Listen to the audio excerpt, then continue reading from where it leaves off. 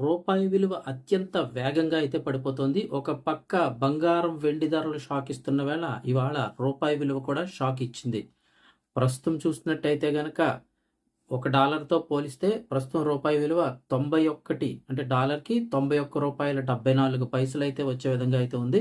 ఇది చాలా all time record అనే చెప్తూ ఉన్నారు. అసలు ఎందుకు రూపాయి విలువ పడిపోతుంది అని చూస్తే గనక భారత రూపాయి మరోసారి భారీ ఒత్తిడికి లోనైంది. గ్రీన్లాండ్ వివాదానికి సంబంధించి అంతర్జాతీయ మార్కెట్లో పెరిగిన అనిశ్చితి, అలాగే విదేశీ ఇన్వెస్టర్లు భారత్ ఈక్విటీ మార్కెట్ల నుంచి నిరంతరంగా పెట్టుబడులన్నీ కూడా ఉపసంహరించుకుంటున్నారు.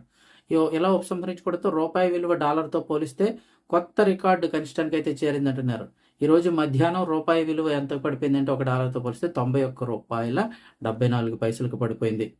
ఇక రూపాయి విలువ పతనం అవడంపై Phoenix treasury adviser, LLP treasury head executive director Anil Kumar Bhansali మాట్లాడుతూ ట్రంప్ గ్రీన్లాండ్ వివాదం, అలాగే జపాన్ బాండ్ మార్కెట్లో అమ్మకాలు, వాటితో పాటు రిస్క్ అవర్షన్ కారణంగా రూపాయి మరోసారి పడిపోయింది, ఈ స్థాయికి పడిపోయింది అంటున్నారు.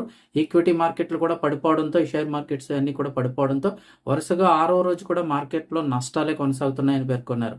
గడిచిన 3 నెలల్లో రూపాయికి ఇదే అతిపెద్ద పతనం అని చెప్తున్నారు.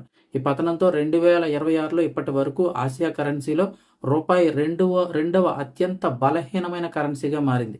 ఈ ఏడాది ఇప్పటి వరకు రూపాయి దాదాపుగా 1.98% అయితే కనుక నష్టపోయిందని చెప్తున్నారు.